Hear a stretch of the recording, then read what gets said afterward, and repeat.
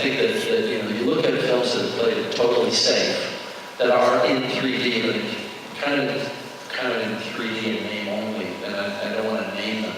And you look at other films where the filmmaker has embraced it and said, this is going to be in 3D, my God.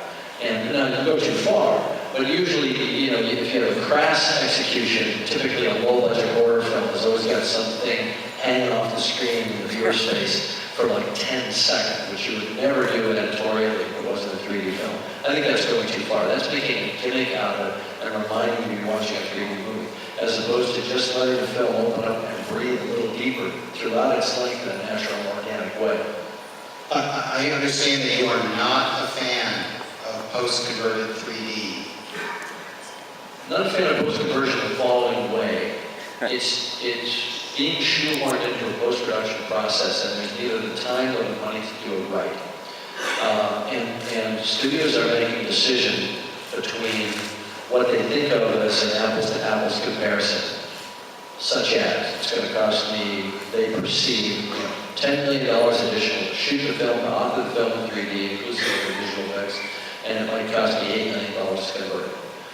So they say, well, I save $2 million, I could be a hero. I go back with my tail wagging to my superiors and show $2 million savings. Or maybe it's a producer saying, you know what, that's the $2 million they told me to squeeze out of the budget. That's the place I'm going. So all of a sudden, the director is being told that the movie has to be in 3D, has to be delivered in 3D, but you can't shoot it in 3D, or you can't afford to shoot it in 3D. Now, that to me is a complete misapplication of 3D, because you've just taken away all the creativity from the process of 3D that you can have at the stage of photography. You're trying to shoehorn it in post like it's a sound mix. And quite frankly, you can mix a movie in a month, but you can't convert it from 2D to 3D in a month. Because the thing that everybody's got to understand is when you've got a 2D picture, you have zero depth information from that moment of acquisition, of creation. It all has to be created later. And there's not some magic wand software that does it. It's a bunch of artists sitting a bunch, like 150 or 200 artists, sitting on screens using their subjective judgment based on ideas like, well, this chair is in front of that chair, it therefore has to be closer. This figure is bigger than that figure, it therefore is, that character is probably closer. So it's a highly subjective process in creating the depth map. I'm going through it right now in Titanic, so I understand the process very clearly. There's no magic wand, it's incredibly labor intensive, it's mind-numbing, in terms of the detail, to get it the equivalent of 3D photography. So if I'm doing 3D photography on a given workday, I'm focusing on the actors, the staging, the lighting, all that. The 3D is the tiniest part of my focus, and usually only playing for the upside. Meaning, hey, how can we do something cool here by maybe increasing the IO or having something come across the foreground. So I'm actually offering the 3D in mind, but it's not taking all my focus. As opposed to the conversion process where I'm sitting there for hours thinking only about the depth. Believe me, as a filmmaker, I would much rather shoot in 3D than try to convert one of my movies to 3D to get an equal outcome. Because that's the point that people aren't really thinking about here. It's not an equal outcome. The way it's being done is not 3D. It's 2.2D or 2.4D. And it's occasionally difficult to watch or confusing to the brain because the depth isn't correct. And it's being arbitrarily applied. Now, yes, as these artists get more talented, as they sort of build muscle, they'll be able to understand the depth cues that are in that 2D image and make better 3D. So I'm not condemning it. I'm just saying that to get it equal, to get it apples to apples, we're spending $18 million in 1 year to convert Titanic. And I think we'll come out with something that's 90% of what you would have had if you shot the film in 3D. But that's not how it's being done. I also think, by the way, it's ultimately going to be a pretty moot argument because as more and more stuff is shot in 3D for broadcast, and tens of thousands of hours of programming are being shot every year, it's going to be a lot harder for studios and producers to say, this is too scary, it's too difficult, it's too fraught with danger, when there's thousands of cameras shooting 3D every single day. But you said it's 2.2D, it's not really 3D, but people are being asked to pay the same price for that ticket, and they're starting to push back. And they should. And you're starting to see on posters now, filmed in 3D. versus in 3D. People are starting to make that distinction as a marketing hook. And I think that, it's caveat emptor.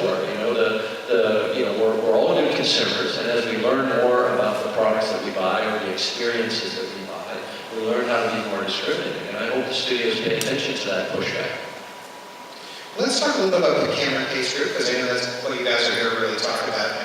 Now, first of all, let me say that Jim, by joining officially, putting your name on a company with Vince, you have waded into one of the fiercest rivalries in the 3D world. You have Cameron Pace Group on one side and Reality Technica on the other. And both companies seem to be sort of, arming for battle. So I'm wondering, you're here in front of a packed room of luminaries, technologists, and press. What can you say about Cameron Pace Group that sets you aside from your competition, especially for Reality Technica? I'll let Vince answer that. Most of you that know the company and Jim and I's relationship towards the technology that dates back 11 years. So in one way you can say there's not much of a change, and in other ways you can say there's a tremendous change, because the fact is we've run a relationship together where we put our heads down, we put the images up on the screen, and we let the public interpret our work and decide if we headed in the right direction. And I think, we could call it a battle, we could call it, colleagues in the industry, headed towards a common goal, and that's the adoption of 3D worldwide. But the real fact is, we've been running a company together that really decides what are the technology barriers, how do we support the filmmaking process, how do we support the creative process, and we have some highly talented engineers and a chief technology officer that, is bar none, in my opinion, a genius that allows us to kind of dictate the future and have them support the methods we're going to execute that future through being technology. So, from my perspective, we have a great company. I think we have some great images on the screen that makes the statement that this is a valid medium that you really should pay for at the end as a heightened entertainment experience. And from our perspective, to continue on that goal of solving the business model and not sacrificing one bit of that entertainment experience on the screen. And that's what I've known for the last 12 years working together. I think competition is good in the sense that it's good for producers, it's good for studios, it's good for broadcasters to have choices, and it keeps prices down, it keeps us innovating and so on. The thing is that Vince and I don't really compete against other companies. We compete against our own vision of what needs to happen next. Because, we're like backyard drag racers. We build the car, then we race the car. Then, we figure out why we didn't make the time that we wanted on that run, and we go back and work on the engine some more. We're both kind of, gearheads at heart, and we're shooters, and we're guys that like to work with cameras out in the field. And then we like to share what we learned with other filmmakers and with broadcasters. Say, you guys can do it too, we're going to help you do it in whatever way possible. So we're constantly competing against, basically kind of the laws of physics, the laws of thermodynamics, the limitations on what things weigh.